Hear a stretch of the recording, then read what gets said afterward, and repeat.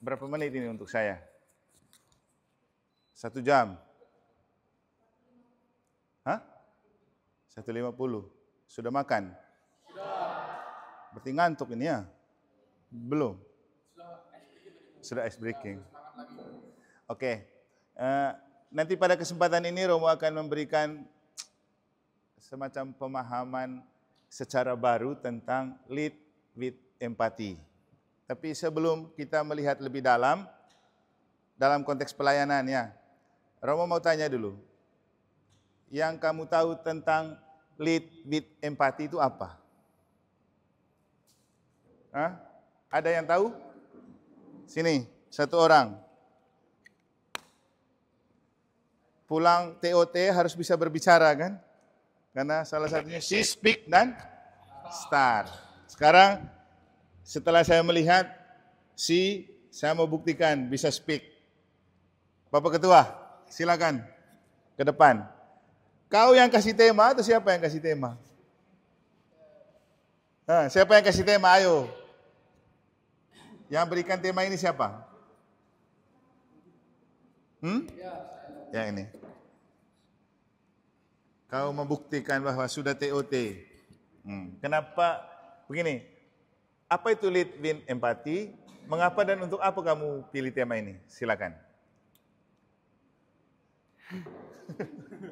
Nanti salah satu yang cewek bisa membantu ya. Siapa yang ikut kemarin TOT? Tere. Tere. Ya. Tere sini. Dari versinya Nando dulu. Ayo Nando. Baik, selamat siang. Terima kasih atas kesempatannya Romo. Jadi menurut saya apa arti dari tema yang saya angkat ini lead with empathy? Tadi sudah dipaparkan dari Bapak Pembimas Katolik Pak Kordi. Bagi yang saya tangkap itu jadi kita itu memimpin itu secara empati. Kalau zaman sekarang itu kita hanya melalui sosial media itu kayak memberitakan misalnya ada mohon maaf kayak ada kabar duka misalnya meninggal, kita hanya mengirimkan pesan rep saja. Kalau menurut saya kalau lead with empathy ini kita langsung datang ke tempat kejadian yang berduka itu. Jadi memimpin secara melalui aksi kalau menurut saya. Oke. Kan sebelum Pak Kordi memberikan pemahaman itu tadi kan sebelumnya Nando dengan teman-teman sudah berpikir untuk membahas tema ini. Ya. Waktu itu yang dipahami seperti apa? Saya angkat tema ini dari keluh kesah saya sebenarnya, karena menurut saya kebanyakan pemimpin zaman sekarang itu hanya banyak bicara saja tanpa melalui aksi atau empatinya secara langsung gitu. Oke. Berarti dengan ini juga teman-teman OMK menyadari makna dari tema tahun pastoral ketika tema tahun pastoral itu menjadi pemimpin yang partisipatif dan transformatif, maka orang tidak bisa berpartisipatif kalau tidak punya empati. Kira-kira gitu ya. Yeah. Jadi karena punya rasa empati, makanya orang berpartisipasi. Oke, terima kasih Nando. Sekarang Tere. Santa Teresia dari Avila baru diperingati beberapa hari lalu. Terima kasih. Menurut saya Menurut saya lead empati itu kita memimpin dengan cinta kasih gitu.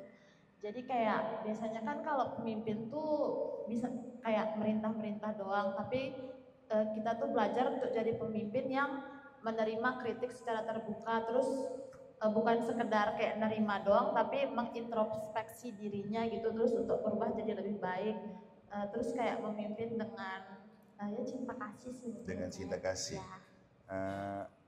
Sudah bisa menemukan perbedaan antara empati dan simpati? Belum sih, makanya ikut sekarang ya. Atau ada yang sudah tahu bedanya antara simpati dan empati? Belum, minta itunya. Atau kemudian pertanyaan selanjutnya, Coba kasih Romo contoh pemimpin yang lead with empati. Saya mau cari yang lain sudah ini. Ada yang bisa kasih contoh pemimpin yang lead with empati. Seperti yang Nando bilang tadi, pemimpin yang tidak hanya kirim pesan tapi hadir. Atau Tere bilang yang punya cinta kasih. Jadi kalau bicara cinta kasih itu bukan hanya punya cinta tapi kasih cintanya. Itu cinta kasih. Orang semua punya cinta tapi belum tentu dia kasih kan. Nah, coba kasih contoh pemimpin yang punya empati. Siapa? Sini. Dia sudah mulai bisik-bisik ke teman-temannya. Siapa namanya? Sini. Ke depan. Kan pemimpin yang empati itu harus datang, terlibat. Kamu itu calon pemimpin yang empati. Sini. Siapa namanya? Yani. Sini Yani. Beri satu contoh pemimpin yang berempati. Kan tidak susah carinya. Setelah kamu paham artinya empati, tinggal kamu kasih contoh. Ini. Siapa? Nando. Lebih ke bertanggung jawab atas apa ya? Bertanggung jawab, terus omongan apa? Lebih dalam omongannya itu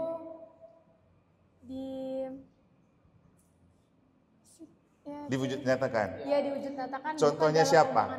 Contohnya? Kanando. Hah? Kanando. Kanando. Oke. Iya. Oke. Kanando. Iya. Karena memang dia sering hadir kan. Iya. Setidak-tidaknya selama Romo sudah pindah ke sini, setiap kali melihat kegiatan Kanando pasti ada. Bukan karena ketuanya, tapi karena memang mau hadir. Karena tanggung jawab sebagai seorang pemimpin yang berempati. Sekarang saya mau tanya sekarang. Kan lead with empati, berarti lawannya lead without empati. Nah, kalau pemimpin tanpa empati itu artinya apa? Dan contohnya siapa? Tinggal cari lawan dari yang empati. Kalau yang berempati itu tidak hanya mengirim pesan tapi datang, maka yang tidak empati hanya apa? Omong doang, kirim pesan doang tapi tidak datang tuh. Kira-kira seperti itu contohnya siapa? Oke, sekarang kita lihat. Nando pulang.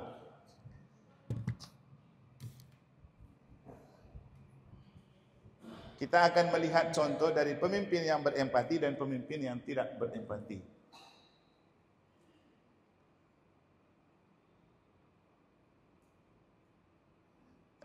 Tadi pagi waktu bangun tidur di Nusa Dua, saya itu utak-utik merenungkan tema ini, apa yang mau disampaikan kepada teman-teman. Lalu saya buat caption seperti ini di Facebook dan IG. Lead with empathy. Lead artinya pemimpin. Pemimpin juga bisa terjelma dalam pelayan. Tapi bisa juga pengabdi. Kalau pengabdi itu loyalty, kalau pelayan itu orang yang melayani. Pelayan itu bisa pelayan toko, bisa pelayan restoran. Di gereja seringkali kita bilang kita mau pelayanan di gereja. Apakah itu berarti sama dengan pelayan toko dan pelayan restoran? Tidak kan? Nah, nanti kita lihat bedanya di mana. Tapi itu semua kalau kita kembali ke definisi kepemimpinan pastoral, maka pemimpin harus menjadi pelayan. Karena Yesus bilang, aku datang bukan untuk melayani, bukan untuk dilayani, tapi untuk melayani. Tapi pelayanan Yesus tidak sama dengan pelayan-pelayan di toko dan pelayan-pelayan di restoran atau pelayan-pelayan lain yang mereka melayani karena akan ada upah. Yesus punya lain. Maka nanti kita akan melihat perbedaan antara pemimpin, pelayan, dan pengabdi. Kemudian kita lihat nanti istilah empati. Kalau sepintasnya empati berarti taruh hatimu di hati orang, merasakan keberadaan dan perasaan orang di hatimu. Itu ada di kitab suci. Di kitab suci itu ada kata-kata merasakan apa yang dirasakan oleh hati orang lain. Dan itu susah.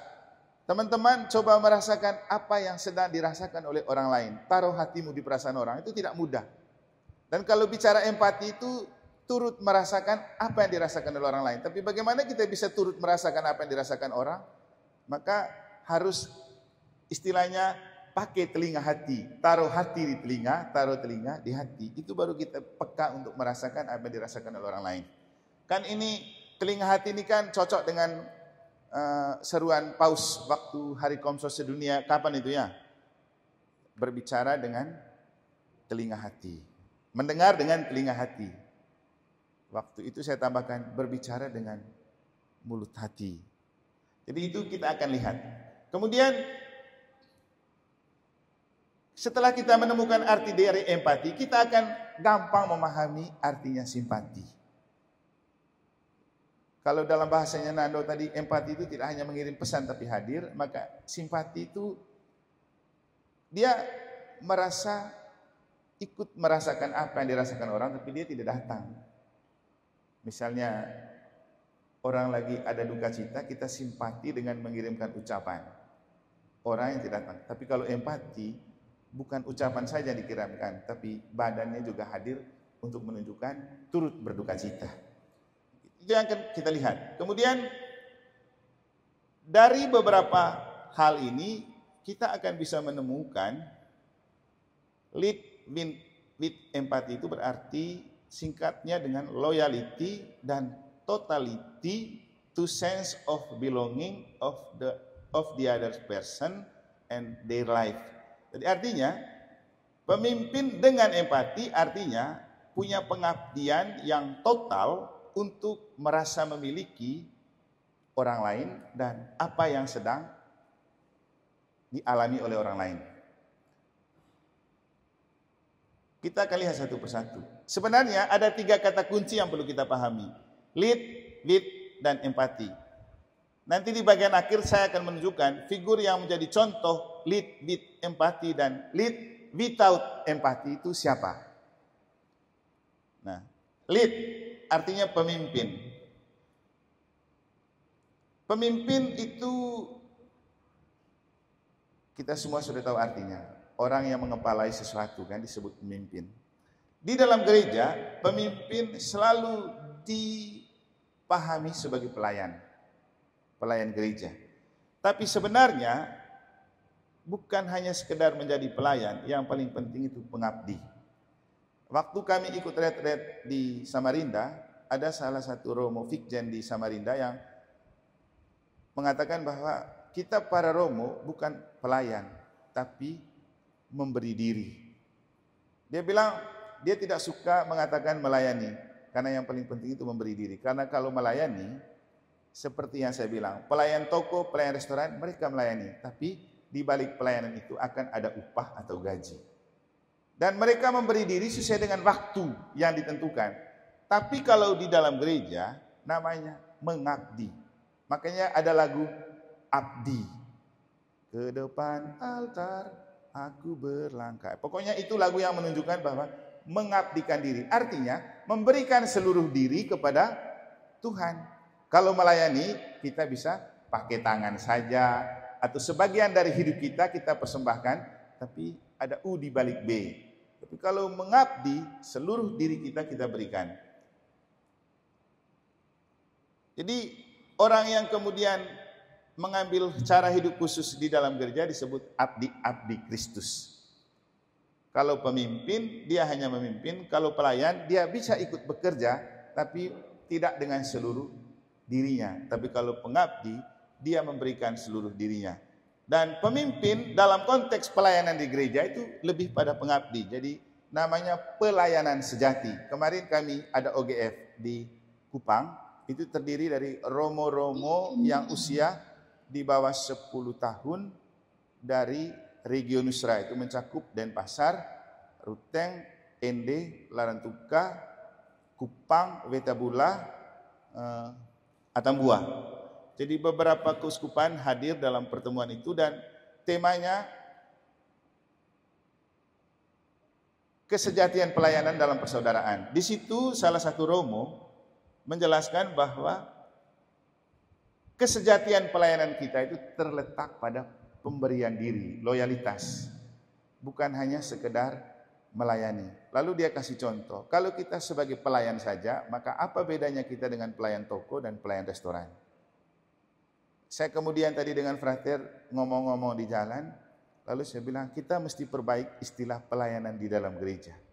Karena itu istilah tren yang muncul di teman-teman gereja Protestan yang kemudian oleh orang Katolik dipakai juga. Padahal kalau kita sekedar menjadi pelayan, itu konotasinya kita melayani dan bekerja karena kita akan diupahin. Tapi kalau mengabdi, kita tidak butuh upah. Tapi kita memberi diri, tapi kita percaya bahwa di balik pemberian diri kita, Tuhan akan mengupahi. Santo Paulus pernah bilang begini, ketika saya bekerja untuk memberitakan Injil, apakah upahku? Dia bilang, upahku adalah tanpa upah. Tapi bukan lalu berarti ketika kita memberi diri kepada Tuhan, Tuhan tidak mengupahi. Masih ingat bacaan Injil minggu lalu kan? Ketika Yesus berbicara tentang satu orang kaya yang dia sudah semua melakukan hukum Taurat, bahkan 10 perintah Allah, Yesus bilang begini, ada satu hal yang belum kau buat. Apa itu? Jualah seluruh harta milikmu lalu datang mengikuti aku. Dia tidak bisa itu. Dia tidak bisa jual seluruh harta miliknya untuk mengikuti Yesus. Lalu melihat itu, Petrus bilang begini, Tuhan, kalau memang setengah mati begini masuk kerajaan Allah, kan kemudian kan Yesus bilang begini, betapa susahnya orang kaya masuk kerajaan Allah. Lebih mudah seekor unta masuk melalui lubang jarum. Coba kamu bayangkan, lubang jarumnya kecil, untanya masuk di jarum, lebih mudah daripada orang kaya masuk kerajaan Allah. Lalu dia bilang kepada murid-muridnya, anak-anakku, betapa susahnya masuk kerajaan Allah. Lalu Petrus ngamuk. Dia bilang, Yesus, kami ini sudah tinggalkan istri, anak, segala sesuatu yang kami punyai, tinggalkan pekerjaan sebagai nelayan, tapi masih juga susah masuk kerajaan Allah. Yesus bilang apa? Tenang Petrus, hari ini juga engkau akan menerima 100 kali lipat dari apapun yang kau tinggalkan karena mengikuti aku.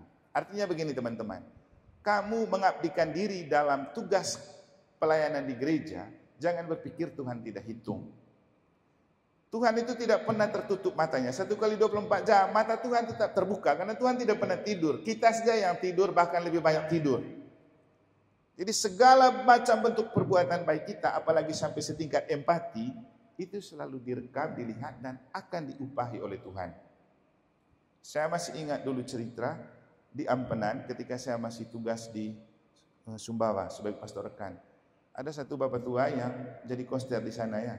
Kemudian anaknya masuk kedokteran kan. Coba bayangkan, kerja cuma sebagai koster, tapi bisa sekolahkan anaknya di kedokteran. Kenapa? Mata Tuhan tidak tertutup melihat loyalitasnya, dan itu diberikan berkat melalui anaknya, ada yang bantu untuk kuliah di kedokteran. Begitulah cara Tuhan bekerja. Jadi kalau kita mengabdi untuk Tuhan dan gereja, bukan hari ini kita dapat upah.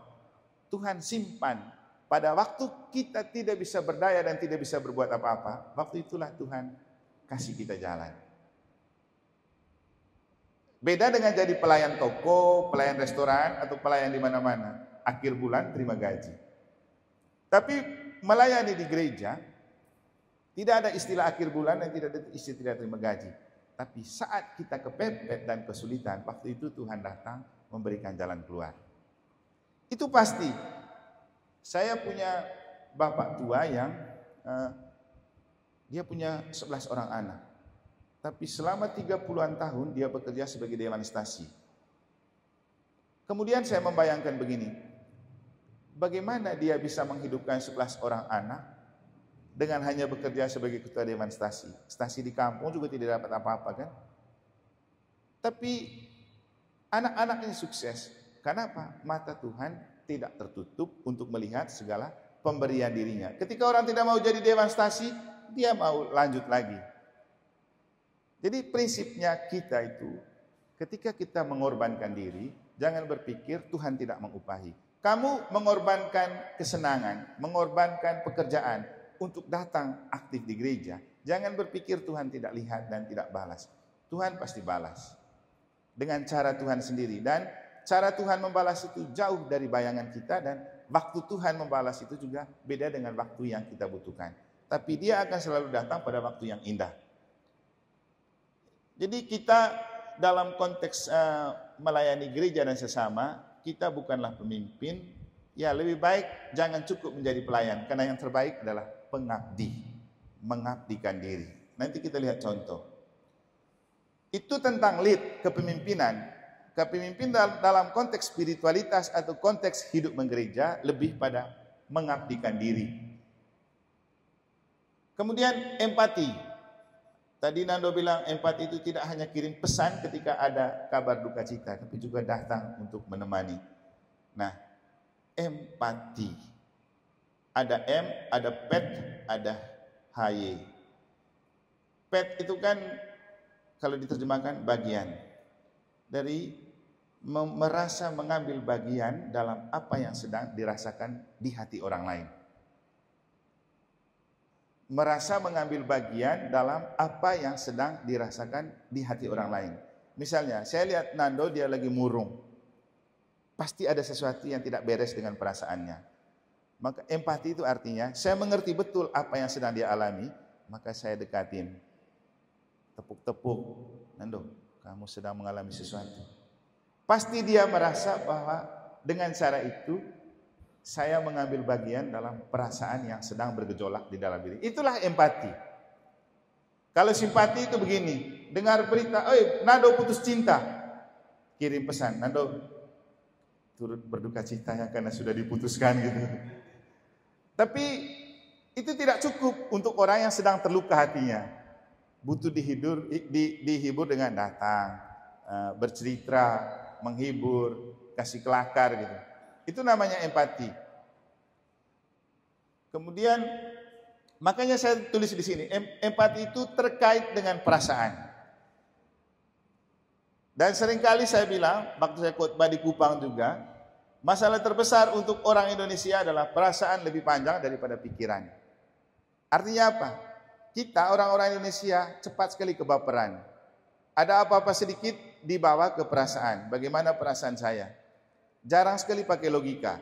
Tapi kalau orang Barat dan orang Eropa, mereka pikirannya panjang. Menghadapi sesuatu yang sensitif, mereka tidak cepat tersinggung.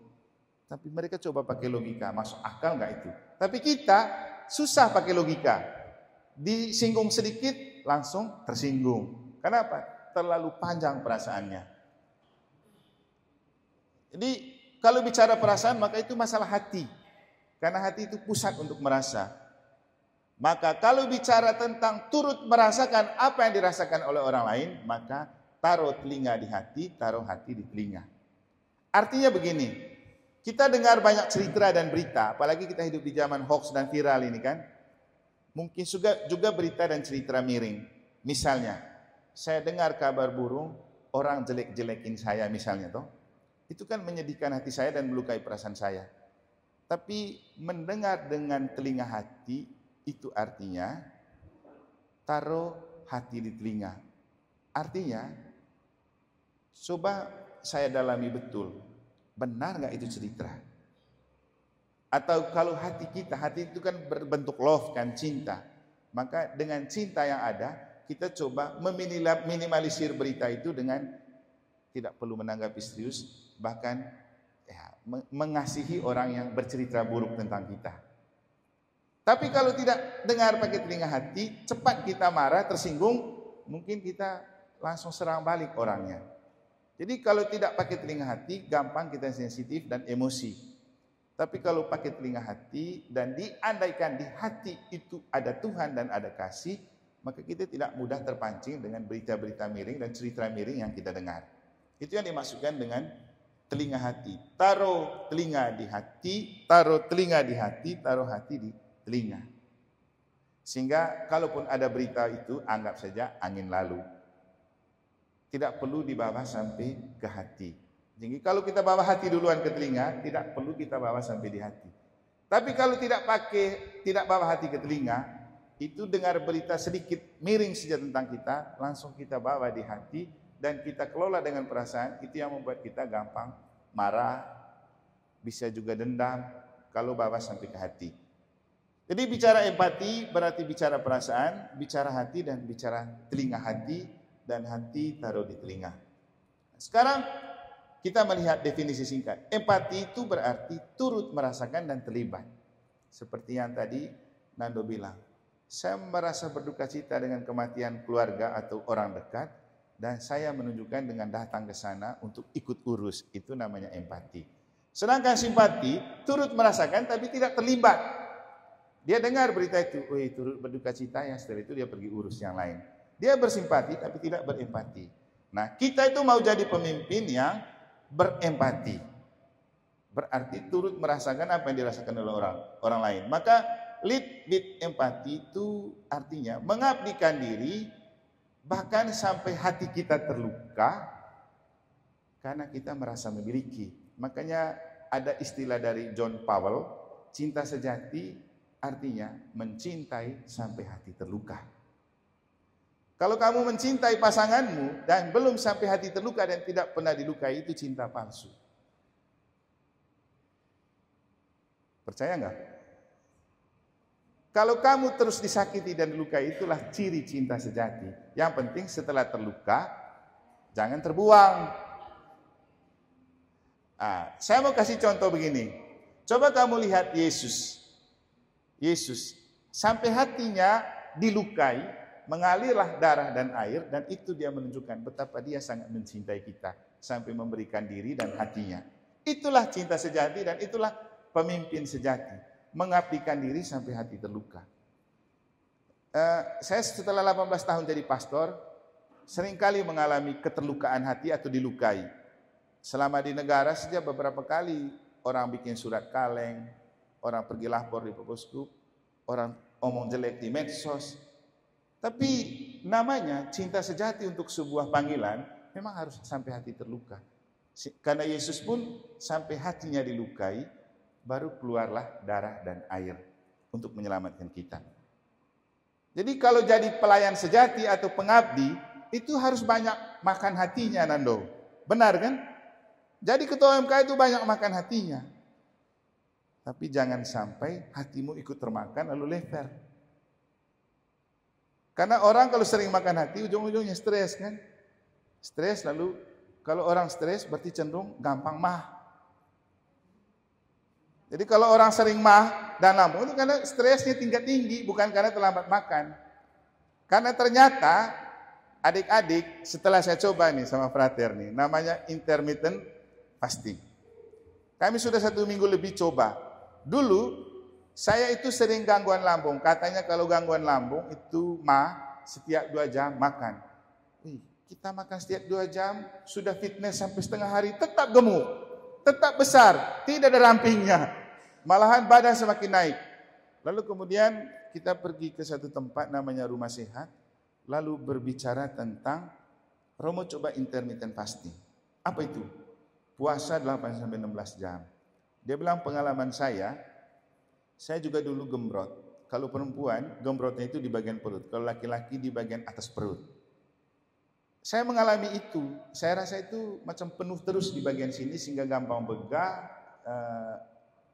juga gampang sesak nafas. Saya pikir karena lambung. Ternyata katanya ada penumpukan lemak di hati dan cara terbaik itu harus puasa.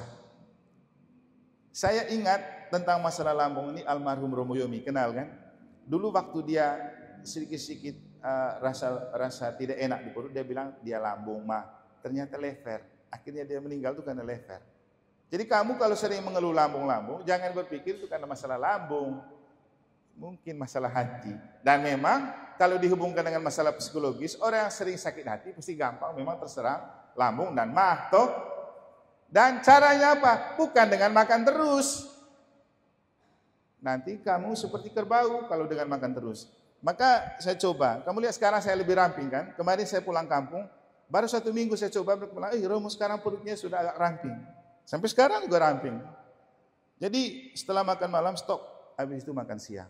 Dulu saya dibilang penyakit lambung dan saya merasakan mah itu sampai saya di endoskopi waktu di negara. Kemudian saya coba dengan intermittent fasting ini, tahan untuk tidak makan, minum saja. Tidak ada lagi rasa perih lambung sembarang seperti dulu. Yang setiap dia perih harus dikasihkan masuk makan. Minum air saja enak, baik. Dan sekarang rasanya lebih ringan dan plong. Jadi itu saja. Kembali ke pengorbanan, itu paling intinya. Kalau mau jadi pemimpin yang berempati, harus berkorban.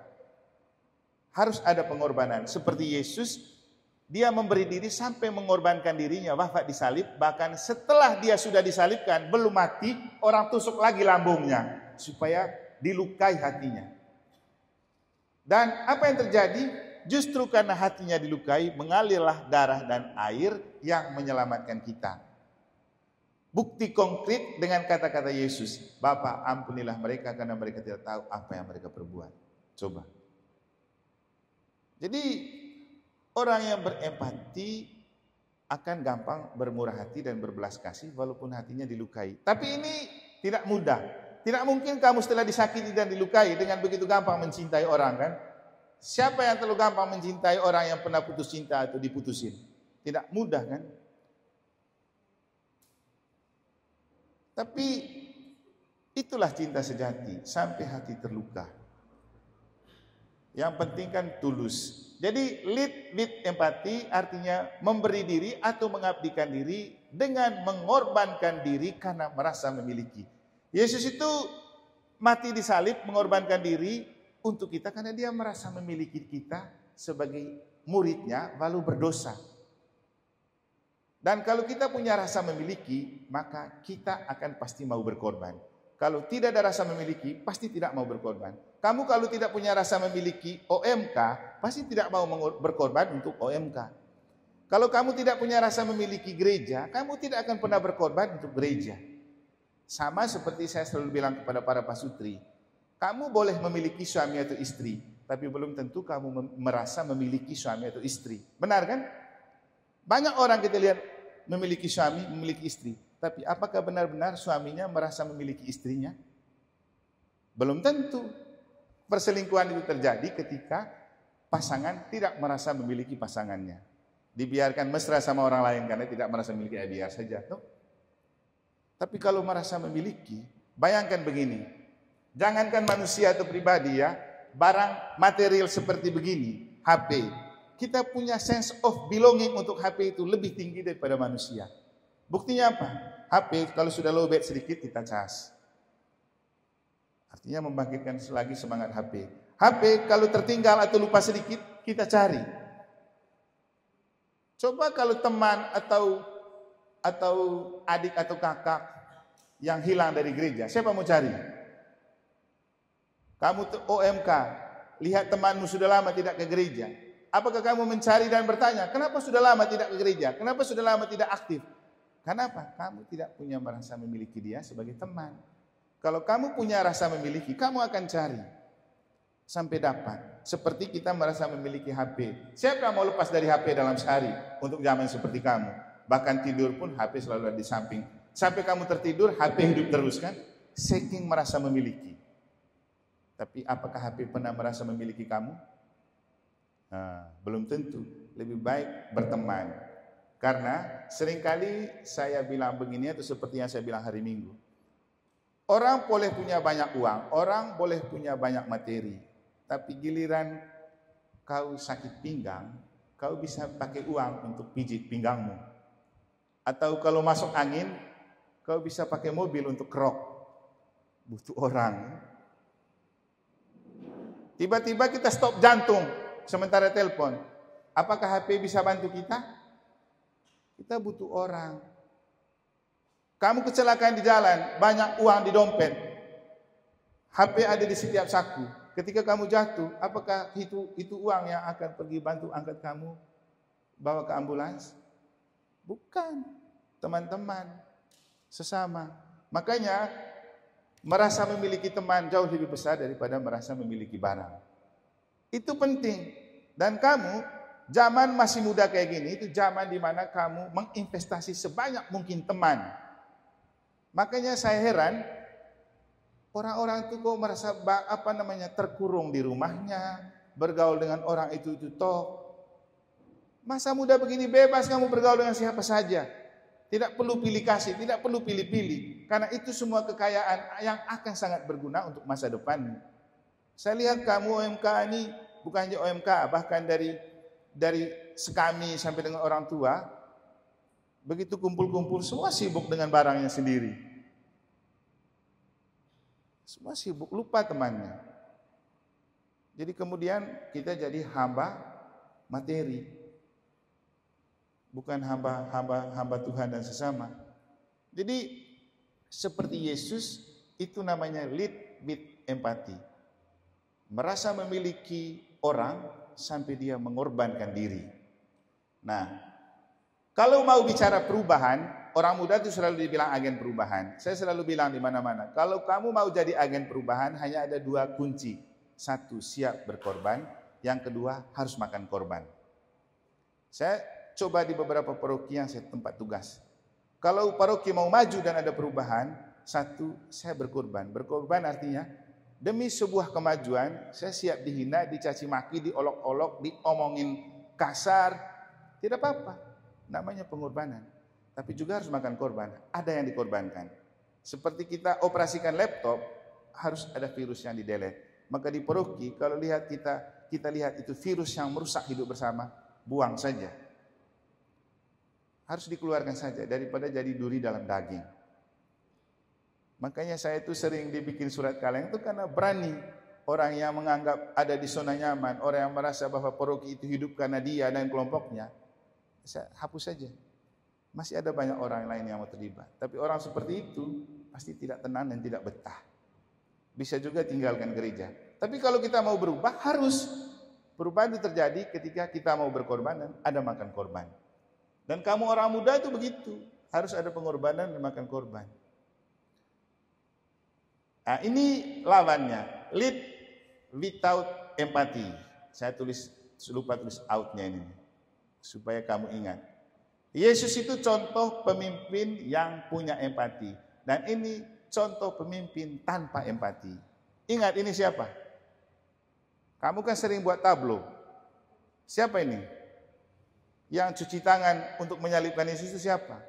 Iya, Pilatus. Itu contoh pemimpin yang tidak punya empati. Pemimpin yang tidak punya empati itu melarikan diri dari tanggung jawab. Tadi Nando bilang karena merasa bertanggung jawab, makanya dia selalu datang. Itulah empati. Kalau tidak punya empati, maka dia melarikan diri dari tanggung jawab. Seperti Pilatus, dia melarikan diri dari tanggung jawab untuk membatalkan menyalibkan Yesus. Karena ceritanya, sebagai pemimpin, Yesus itu mau dihukum mati, tidak ada kesalahan yang ditemukan. Sampai beberapa kali dia omong, saya tidak menemukan kesalahan dalam diri orang ini. Hanya karena orang Yahudi bilang, salibkan dia. Kau bukan teman dengan kami lagi kalau kau tidak menyalibkan dia. Akhirnya dia pergi cuci tangan, lalu dia bilang, salibkan dia. Dia lepas tanggung jawab. Walaupun waktu itu istrinya datang dan bilang, jangan Pak, jangan ikut. Orang ini baik. Siapa nama istri Pilatus? Claudia toh? Claudia. Dia bilang jangan, tapi demi gengsi dan demi popularitas dia tidak mendengar istrinya, dia lebih mendengar orang, lalu dia cuci tangan menunjukkan bahwa dia tidak mau ambil risiko dan tanggung jawab dari menyalibkan Yesus. Tapi kan itu celaka untuk dia. Jadi lari dari tanggung jawab itu bukan tidak punya masalah. Kamu semua dipanggil untuk menjadi lead with empathy. Ingat baik-baik, ini with-nya, salib. Salib itu selalu digambarkan sebagai jembatan penghubung. Jadi secara vertikal, ini di bawah. Salib itu menghubungkan kita di dunia dengan Bapa di surga. Makanya salib itu modelnya gitu. Di gereja selalu gambar begini, kita berdoa dibawa oleh Yesus lewat salibnya ke surga. Secara horizontal, dia merangkul dan merangkum semua orang. Merentangkan tangan untuk merangkul. Maka pemimpin yang berempati adalah pemimpin yang bisa menghubungkan yang di bawah dan yang di atas dan merangkul semua. Itulah pemimpin empati. Sedangkan yang antipati itu seperti Paulus. Lari dari tanggung jawab karena egoisme demi popularitas. Dan kalau kita melihat, memang pemimpin dunia sekarang cenderung berlaku seperti Pilatus. Apalagi sistem pemilu seperti sekarang kan. Jadi ketika orang sudah jadi pemimpin, dia akan disetir oleh massa yang telah memilih dia. Maka lupa orang lain. Dia merasa berhutang budi pada orang yang sudah memilih dia. Jadi inilah beberapa mungkin juga pemahaman untuk kita menyadari bahwa kalau kamu mau menjadi lead with empathy, bawa telingamu ke hatimu, bawa hatimu ke telingamu, dan siap makan hati. Siap makan hati sampai hati terluka. Tapi kalau kamu makan hati dan terluka demi memberikan diri dalam pelayanan, itulah murid Yesus sejati. Dan akan kita menemukan kebahagiaan yang tiada taranya kalau sampai kita berkorban sampai hati terluka. Ada sukacita besar yang akan diberikan Tuhan kepada kita. Dan Tuhan selalu memudahkan jalan kita ketika kita kepepet. Itu yang pasti. Jadi ingat, ketika Petrus ngamuk, Yesus langsung bilang, hari ini juga engkau menerima 100 kali lipat dari apa yang kau tinggalkan demi mengikuti aku. Kalau di antara kamu banyak yang mengorbankan waktu, kesenangan, privasi untuk terlibat dalam kegiatan OMK, kamu jangan berpikir Tuhan tidak melihat dan mengupahi setiap pemberian dirimu. Tuhan akan menghitung semuanya dan pada waktu yang tepat, Tuhan akan memberikan ganjaran dari semua yang kamu sudah lakukan untuk Tuhan dan gereja. Dan prinsip seorang pemimpin yang berempati itu harus punya pendirian yang teguh. Itu paling penting, punya pendirian yang teguh. Seperti yang sering saya bilang, kalau kamu mau bahagia, jangan gantungkan kebahagiaanmu pada apa kata orang. Gantungkan kebahagiaanmu pada dirimu sendiri. Karena kita hidup di zaman di mana terlalu banyak orang bercerita, terlalu banyak orang berkomentar tentang kita. Kalau kita tidak teguh dan tidak kuat, kita akan gampang kebaperan dan termakan komentar dan kata orang. Lalu itu yang membuat kita tidak pernah bahagia. Kok kamu murung lesu? Ya katanya mereka saya ini begini, saya itu begitu. Loh, ngapain kau gantungkan kebahagiaanmu pada apa kata orang? Akhirnya, kata Yesus, kalau mau bahagia apa?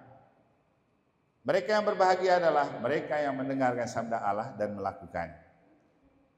Sehingga kata kuncinya begini, kalau mau menjadi pemimpin yang seperti Yesus, jangan lupa ikut misa. Kenapa kemudian beberapa saat lalu saya bilang kepada DPP, kita ke depan setiap rapat misa dulu. Karena apa? Kita ini menjalankan tugas dan tanggung jawab yang berpusat pada Yesus, yang Yesus itu memberikan kenangan terakhir itu bukan rapat, tapi ekaristi. Do this in memory of me. Lakukan ini sebagai kenangan akan aku.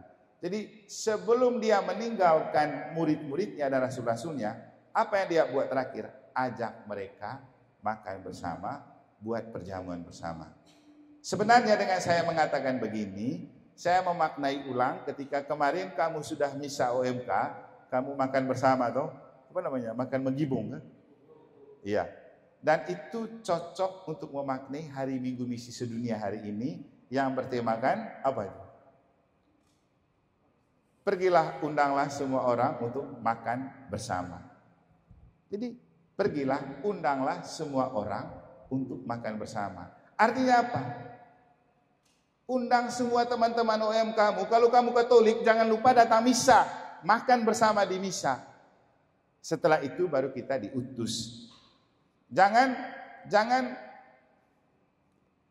aktif pelayanan, sibuk sana, sibuk sini, tapi misa tidak pernah. Dapat roh dari mana itu? Kita timba dulu kekuatan dari misa, baru kita bekerja dan melayani. Supaya ada Roh Kudus yang bekerja. Bahkan ke Pak Mikel itu saya bilang, kamu kalau ada katekumen yang mau baptis, jangan hanya ajarkan, ajak mereka ikut misa. Kalau mereka ikut misa, nanti roh sudah bekerja dari dalam. Kalau roh sudah bekerja dari dalam, gampang kita ajar mereka. Sehingga konkretnya, inilah yang dimaksudkan dengan ketika di Sumbawa itu kita berbicara tentang spiritualitas pendampingan OMK.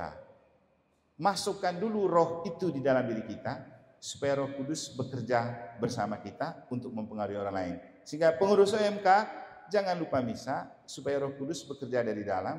Kalau Roh Kudus sudah bekerja, kita gampang untuk mempengaruhi orang. Sehingga kekuatan doa bisa membuat orang digerakkan untuk terlibat. Jadi Nando jangan lupa berdoa ya. Seperti yang saya ceritakan waktu itu. Saya kalau berkhotbah, maka sebelum berkhotbah saya pergi ke depan tabernakel, minta bantuan Tuhan supaya Roh Kudus ada di hati saya, ada di pikiran saya, juga supaya Roh Kudus ada di dalam hati dan pikiran umat. Sehingga ketika saya berkhotbah, connect begitu. Roh yang satu dan sama bekerja dalam hati dan pikiran saya, juga dalam hati dan pikiran umat. Sehingga ketika saya berbicara, mereka mengerti dan paham. Oh, begini maksudnya. Itu kalau Roh sudah bekerja. Jadi kalau mau menjadi pemimpin yang lead with empati, jangan lupa membiarkan dirimu dijiwai dan dihuni oleh Roh Allah, dan berdoalah dalam Roh Allah supaya orang yang kita pimpin juga dijiwai oleh Roh yang sama.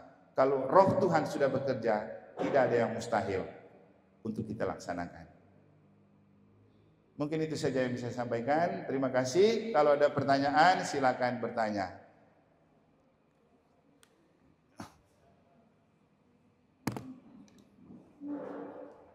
Ada pertanyaan?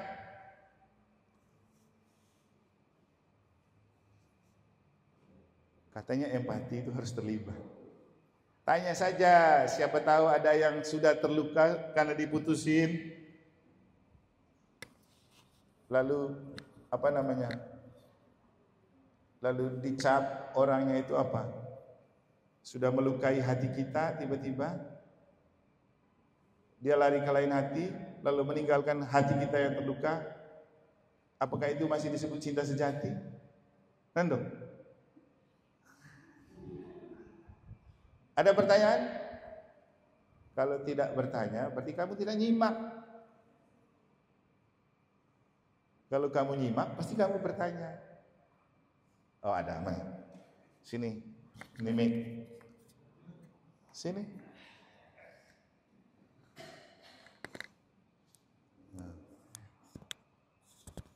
Silakan. Siapa namamu? Ya, perkenalkan nama saya Tino, Rom. Tino. Martinus kah atau Valentino? Aventino. Aventino. Oh ya. Advent ini. Gimana Tino? Mungkin dari penjelasan yang Romo udah kasih ke kita, mungkin saya cuma pengen tahu cara untuk tips dan triknya untuk mengatur emosi pada saat kita sudah misalnya kita mau berempati dengan orang, cuman kita mendapat balasan yang tidak sesuai dengan apa yang kita harapkan. Oh iya benar, itu pertanyaan bagus. Kau jangan dulu pergi, saya jawab di sini saja. Coba lihat di dadanya. Ada apa ini? Saya tanya ada apa, langsung kamu King of Kings. Kalau saya tanya ada tulisan apa, baru kamu jawab King of Kings. Itulah karena kita Indonesia, orang Timur tuh perasaan panjang daripada logika. Ada apa di dadanya? Ada salib dengan tulisan. Lalu saya tanya, apa isi tulisannya? Baru kamu jawab, King of Kings. Artinya apa ini, Tino? Raja dari segala raja. Raja dari segala raja. Nah, raja itu kan pemimpin. Berarti kan connect tadi. Kalau mau menjadi pemimpin di atas semua pemimpin harus berani memanggul salib. Bahkan sampai siap disalibkan. Itulah pemimpin sejati. Kalau tidak siap memanggul salib dan disalibkan, jangan berharap menjadi pemimpin yang sukses. Jokowi tadi sudah selesai jadi presiden kan, yang baru sudah dilantik. Coba kamu lihat bagaimana Jokowi merasakan pedisnya disalibkan oleh orang Indonesia setelah dia kerja banyak 10 tahun hanya karena pilpres, diobok-obok, dicaci maki. Coba bayangkan. Saya selalu bilang begini, dulu saya tidak coblos Jokowi. Dulu dari saya sejak di Dopu saya sudah ngefans sama Prabowo. Tapi setelah dia membuktikan bahwa dia hebat menjadi seorang presiden, saya akui dia hebat. Tapi aneh dan uniknya, orang yang dulu puji-puji Jokowi, agung-agungkan Jokowi, giliran baru-baru caci maki Jokowi. Saya bilang ini persis orang Yahudi yang ketika Yesus memasuki kota Yerusalem, mereka eluk-elukan dia, inilah raja kami, Hosana putra Daud. Begitu sudah masuk di kota Yerusalem, nah salibkanlah dia. Itulah mental orang Farisi dan orang Yahudi. Dan banyak orang Katolik yang jadi orang Farisi dan orang Yahudi yang caci maki kembali Jokowi. Lalu saya bilang begini, Kalau menurut saya sih Jokowi sangat berjasa untuk orang Katolik. Kenapa? Konstitusi saja bisa diubah untuk membuat anaknya masuk jadi calon wakil presiden yang tadi sudah dilantik. Kemarin menjelang paus datang kan, anaknya Kaisang digadang-gadang untuk masuk di wali kota, gubernur Jakarta kan, DKI Jakarta. Sudah mulai demo ada di mana-mana. Saya bilang, Jokowi kalau ingat diri, ini bicara politik sedikit. Jokowi kalau ingat diri, dia bisa paksa Kaisang itu lawan konstitusi untuk jadi calon di DKI. Wakil presiden aja bisa, apalagi cuman gubernur. Tapi dia berpikir tentang kunjungan paus. Karena apa? Ada oknum yang memanfaatkan kesempatan untuk demo menolak Kaisang masuk calon DKI. Nanti kemudian mereka demo rame-rame dan suasana kisruh membuat paus bisa batal datang kan? Tapi seorang Jokowi mengorbankan diri dengan batalkan untuk anaknya dicalonkan. Yang penting paus datang ke Indonesia dan aman kan? Itu yang orang Katolik tidak pernah berpikir. Belum lagi. Kalau kita berpikir lebih dalam, selama era kepemimpinan Jokowi, justru banyak daerah di bagian timur yang pembangunannya lancar. Kalimantan ada tol, beberapa bendungan ada di timur, dan dia beberapa kali datang. Pertanyaannya begini, kenapa dia perhatian? Bagian timur ini kan mayoritas Katolik, jarang ada presiden. Makanya saya bilang, orang Katolik yang ngomong banyak Jokowi itu memang asli Farisi dan Yahudi. Ya, ujung-ujungnya kan mereka orang partai, toh. Tapi saya hanya mau mengatakan bahwa King of the Kings adalah orang yang siap disalibkan dan memanggul salib. Itulah pemimpin sejati dan berempati. Kita kembali ke pertanyaannya Tino. Kau masih ingat kau punya pertanyaan? Apa? Dan sampai kau tadi ingat, sekarang sudah tidak ingat lagi. Saya tadi bagaimana cara tips untuk meredam emosi ya. Kalau kita sudah berempati sama orang, cuma balasan dari orang yang sudah kita berikan empati tidak sesuai dengan harapan. Benar. Saya beberapa hari lalu pernah membuat caption yang saya dapat dari salah satu medsos, lalu kemudian saya buat di Facebook dan IG itu yang bunyinya begini. Kebetulan waktu itu kami lagi sedang bergulat dengan menjadi pemimpin sejati. Saya dapat satu kata-kata bijak. Bentar ya. Kau pergi duduk sudah. Saya tinggal menjelaskan. Ini dia. Hidup itu lucu karena kadang-kadang orang-orang yang kamu rela lindungi dari tembakan peluru, ternyata mereka adalah pemegang pistolnya. Persis seperti itu kan?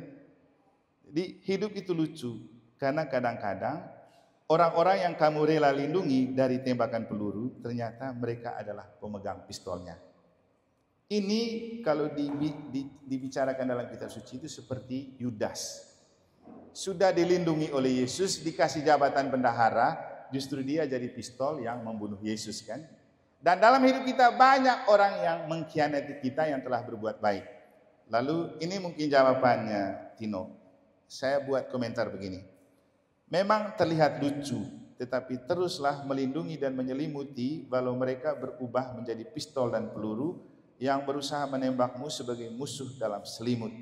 Karena mata Tuhan menembusi mata manusia, melihat ketulusan hatimu mencintai tanpa pamrih. Nah ini jawabannya. Bahwa kita sudah berbuat dari hati yang tulus, karena loyal dan total. Bahwa kemudian dia menembak balik kita dan menyakiti kita, jangan lihat dia. Di atas selalu melihat ketulusan hati kita. Toh rahmat kita bukan dapat dari orang kan? Rahmat itu dari Tuhan. Terus saja berbuat baik, biar orang mungkin menolak, mempersoalkan, atau meremehkan. Kita jadi imam, kamu pikir enak-enak saja. Kita akan mengalami banyak ini. Orang yang kita sudah kasih sakramen, dia itu yang caci maki kita di medsos, caci maki kita di mana-mana. Orang yang kita sudah bantu dalam keadaan dia kepepet, mereka itu yang akan banyak bercerita tentang kita kemana-mana. Romonya begini, romonya begitu. Itu menyakitkan sekali. Tapi apa? Terus saja berbuat baik. Seperti kata Mother Teresa, terus saja berbuat baik, karena kebaikan tidak punya rahmat kalau kita terus melakukan dengan tulus. Makanya tadi saya bilang, kita berbuat sesuatu jangan untuk dikomentarin orang. Bahwa sebaik apapun yang kita buat, kalau orang sudah tidak suka dengan kita, pasti dia komentar buruk dan miring. Kalau dasarnya dia tidak suka.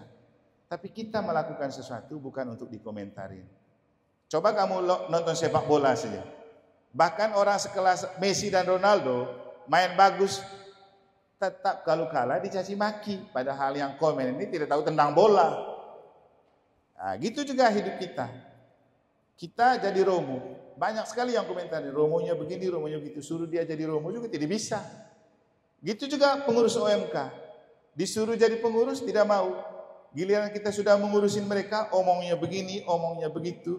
Maka salah satu makna dari lead without empathy tadi itu, orangnya hanya suka komentar tapi tidak pernah hadir.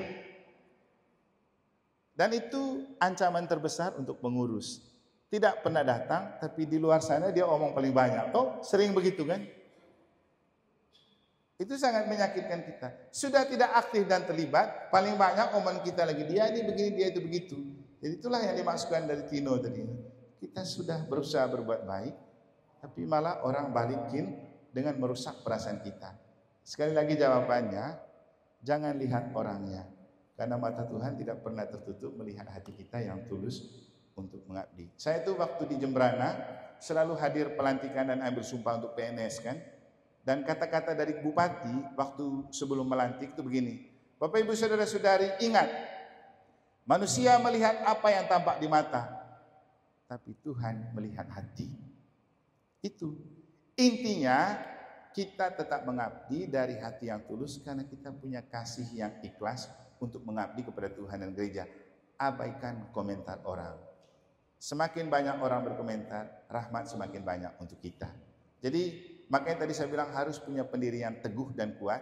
Dan paling penting apa? Kita boleh teguh dan kuat. Kalau tidak ada Roh Kudus yang bekerja di dalam diri kita akan cepat rapuh dan juga cepat tumbang. Maka spiritualitas itu perlu menyatukan diri dengan Roh. Karena hanya Roh Kudus yang mampu menguatkan ketika orang lain mungkin mau merusakkan. Gitu ya, Tino ya. Kau angguk-angguk tapi jangan lupa berdoa habis itu. Jangan hanya baju the King of Kings. Ingat, kalau mau menjadi raja yang hebat harus siap memanggul salib, bahkan disalibkan.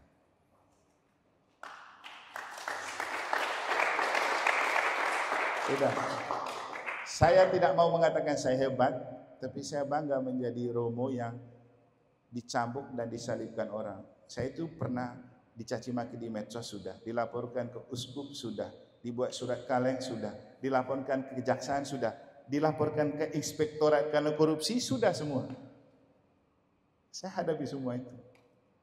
Tidak ada Romo yang dihadapkan di hadapan inspektorat, itu sudah lembaga yang urus bagian-bagian kesalahan penggunaan keuangan. Tapi saya pergi gentle pakai jubah ke sana, mempertanggungjawabkan dan membela supaya citra gereja itu tidak dianggap koruptor. Sudah. Jadi saya sudah menghadapi semuanya itu, dan siapa yang melaporkan semua itu? Ya, seperti tadi, orang yang kita lindungi dari peluru, dia itu yang jadi pistol untuk menembak kita. Jadi hati-hati juga dekat dengan orang. Hati-hati. Karena orang yang sangat dekat dengan kita hari ini, itu yang akan menjadi musuh dalam selimut yang menghancurkan kita.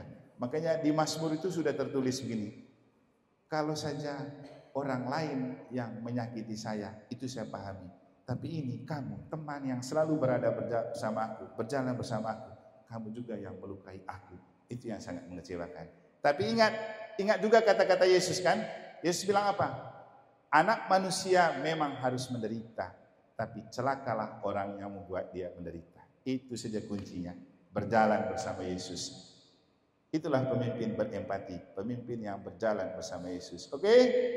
Siap, cinta sejati harus sampai hati terluka. Tapi Yesus pun sudah dilukai. Itu yang membuat Yesus punya belas kasih. Oke, cukup ya? Atau masih ada? Kalau masih ada, oke. Kalau tidak ada, lanjut ke acara berikut. Masih ada? Ini sudah berapa jam sih? Sudah satu.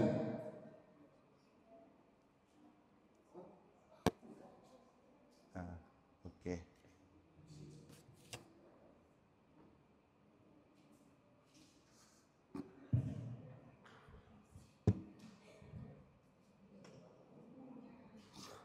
Terima kasih kami.